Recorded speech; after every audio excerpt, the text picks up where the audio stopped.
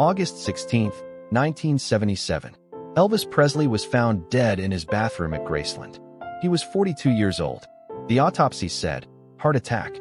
The headline said, drugs. 14 different medications in his system. Codeine, Valium, morphine, Quaaludes, Demerol, and more. The world said, Elvis killed himself with pills. But here's what nobody talks about. Elvis's real problem wasn't what he took. It was what he couldn't say. One word, 2 letters. No. Hit subscribe. Because what killed the king wasn't drugs. It's something much deeper. Something we all struggle with. Elvis couldn't say no. Not to his fans. Not to his manager. Not to his doctor. Not to anyone. Someone wanted a photo at 3 a.m.? Elvis said yes. Colonel Parker wanted another Vegas show? Elvis said yes. A doctor offered pills to help him sleep? Elvis said yes. Over and over. For 20 years. Yes. Yes. Yes. And it destroyed him. But it started way before the drugs. It started way before Vegas. It started with one person. His mother, Gladys Presley. Elvis Aaron Presley was born on January 8, 1935, in Tupelo, Mississippi, in a 2-room shotgun house. His family was dirt poor. Elvis wasn't supposed to survive. He had a twin brother, Jesse Garon Presley, stillborn, died at birth. Gladys Presley, Elvis's mother, was devastated. She'd lost one son, so she poured everything into the one who survived. Gladys told Elvis, "You were born for a reason. You're special. You're here because Jesse isn't. You're my miracle." And Elvis believed it. His whole life. Gladys and Elvis had an unusual relationship. Closer than most mothers and sons. Some people said too close. They slept in the same bed until Elvis was a teenager. Gladys walked Elvis to school every single day. Even when other kids made fun of him. She picked his clothes. She made his meals. She made every decision. Elvis called her Satnine. Baby talk for saint. Gladys called Elvis my baby boy. And here's the thing. Gladys never let Elvis say no. To her. To anyone. If someone asked Elvis for something, Gladys would say, "Be polite, baby. Say yes. Be a good boy."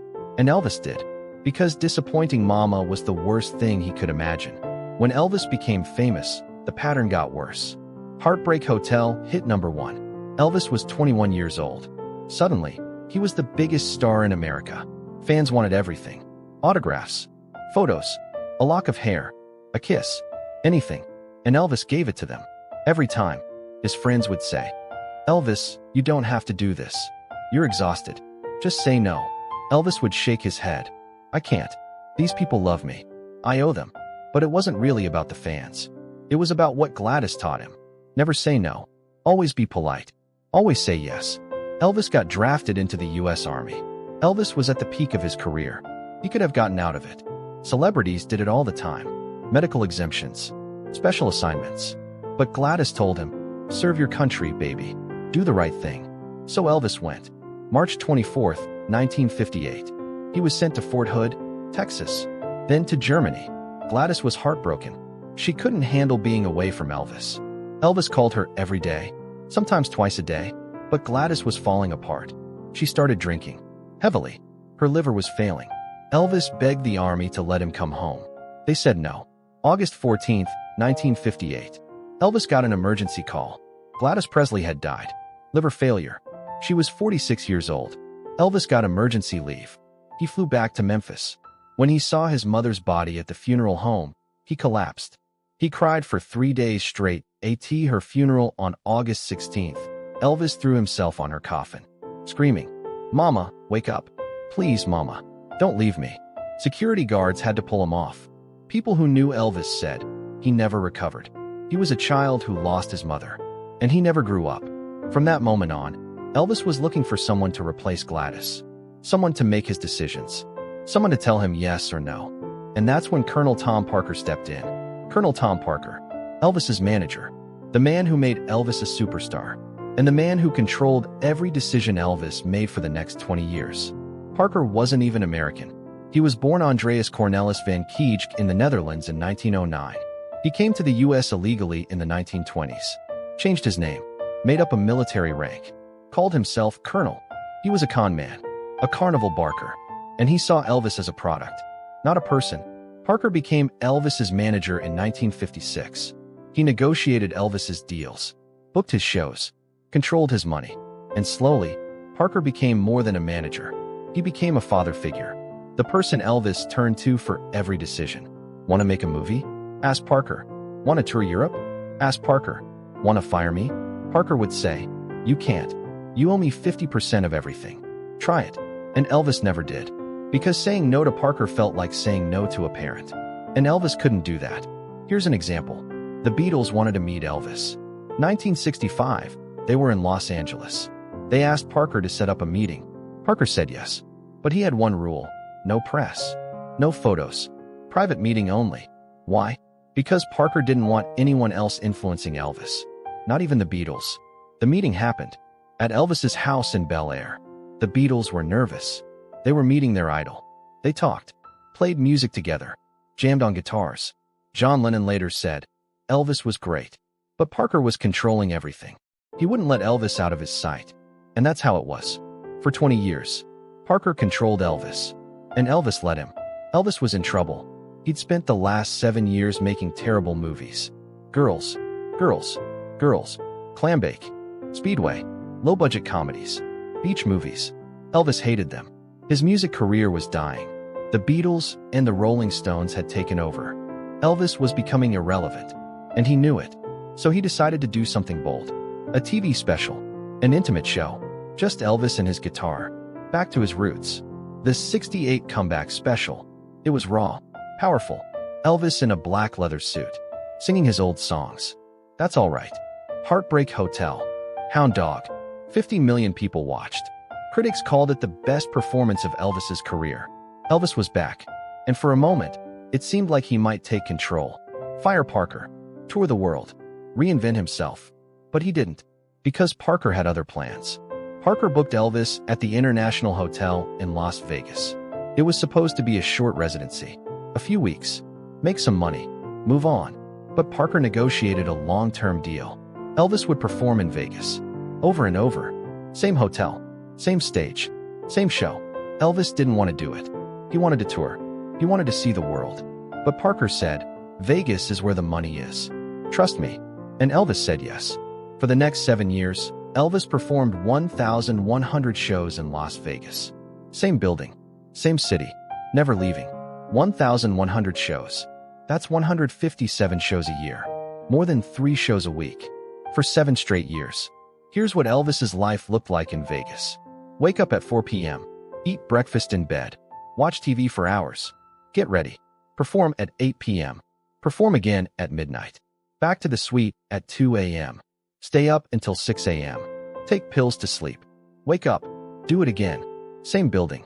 Same hallway. Same stage. Same songs. Blue suede shoes. Hound dog. Can't help falling in love. Day after day. Month after month. Year after year. Elvis called it the grind. His friends called it a prison. And the pills made it worse. Elvis had a doctor, George Nichopoulos. Everyone called him Dr. Nick. Dr. Nick prescribed everything. Uppers to wake Elvis up, downers to help him sleep, painkillers for his back, sleeping pills, stimulants, sedatives. Anything Elvis wanted, Dr. Nick gave him. Elvis's friends tried to intervene. "Elvis, this is dangerous. You need to stop." Elvis would nod. "I know. I will. Soon." But he never did. Because stopping meant saying no to Dr. Nick. And Elvis couldn't do that. The fans made it worse. They loved Elvis. They screamed for him. They wanted more. More shows. More autographs. More photos. And Elvis gave it to them. Every single time. Even when he was exhausted. Even when he was sick. Even when he could barely stand. Because saying no to a fan felt like betrayal.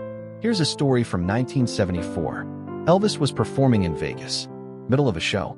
He forgot the lyrics to Hound Dog. He slurred his words. He looked confused. The crowd didn't care. They cheered anyway. Backstage, Elvis's bodyguard said, "Boss, you need to cancel tomorrow's show. You need rest." Elvis shook his head. "I can't. People bought tickets. They're counting on me." The next night, Elvis performed again. Same thing. Forgot lyrics. Slurred words. But he didn't stop. By 1976, Elvis was falling apart that he'd gained weight. A lot of weight. He was over 250 pounds. He had high blood pressure, glaucoma, an enlarged colon, liver damage, and he was taking 10,000 pills a year. That's not an exaggeration. His medical records show it. 10,000 pills. Prescribed by Dr. Nick. Elvis's ex-wife, Priscilla, tried to help. She staged an intervention. Elvis, you're killing yourself. You need to check into rehab. Fire Dr. Nick. Fire Parker. Take control. Elvis listened. And he said, "You're right. I will." But he didn't. Why didn't Elvis save himself? Simple answer. He didn't know how to say no. To Parker. To Dr. Nick. To the fans. To the pills. Saying no meant confrontation. It meant disappointing people. It meant being selfish. And Elvis couldn't do that. Because Gladys taught him, never say no. Always be polite. Always say yes. Even if it kills you. August 1977. Elvis was supposed to start another tour. But he could barely function. He forgot where he was. He forgot the lyrics to his own songs. He fell asleep mid-sentence. His bodyguards begged him to cancel. "Elvis, you're not well. You need help." Elvis nodded. "Okay, after this tour. I promise." But there was no after. August 16th, 1977. 2:30 p.m. Elvis's girlfriend, Ginger Alden, found him in the bathroom at Graceland. Face down on the floor. She screamed. Ran to call for help. Paramedics arrived. They tried to revive him. CPR. Defibrillator. Nothing worked. Elvis Presley was pronounced dead at Baptist Memorial Hospital at 3:30 p.m. He was 42 years old. The autopsy listed the cause of death as cardiac arrhythmia, heart failure. But the toxicology report told the real story. 14 different drugs in his system. Codeine, morphine, Demerol, Valium, Quaaludes, Placidol, Amytal, Nembutal, Carbital, Cinetab, Elavil, Avental, and more. Some for pain, some for sleep, some for anxiety. All prescribed by Dr. Nick. So did drugs kill Elvis? Yes, but that's not the full story. The drugs were a symptom. The real disease was something else. Elvis couldn't set boundaries. He couldn't say no. He couldn't protect himself. From his manager, from his doctor, from his fans, from his own habits. He was taught, from childhood, that saying no was selfish. That saying yes was being a good person. And he believed it. Until it killed him. After Elvis died, Colonel Parker kept making money off him. He sold Elvis's image, his music, his legacy. Parker took 50% of everything. Even after death, Dr. Nick was charged with overprescribing medication. But he was acquitted. He said, "I was just trying to help Elvis." And the fans? 80,000 of them gathered outside Graceland. They cried. They sang. They mourned the king. But the irony is this. Elvis spent his whole life saying yes to everyone. And it killed him. What can we learn from Elvis? Saying no isn't selfish. It's survival. Boundaries aren't mean. They're necessary. And you can't save everyone. Sometimes, you have to save yourself. Elvis never learned that. And it cost him everything. Elvis Presley was the king of rock and roll. He changed music forever. He sold over 1 billion records. He made movies. He became a legend. But he never learned to say no. And that's the real tragedy. If this story moved you, hit subscribe. We tell the stories behind music's greatest icons. The ones that changed everything. Drop a comment. What's your favorite Elvis song? And have you ever struggled to say no? And if you're struggling to set boundaries, remember, it's okay to say no. You're not being selfish. You're being human. Rest in peace, Elvis Aaron Presley. January 8th, 1935 to August 16th, 1977. Thanks for watching.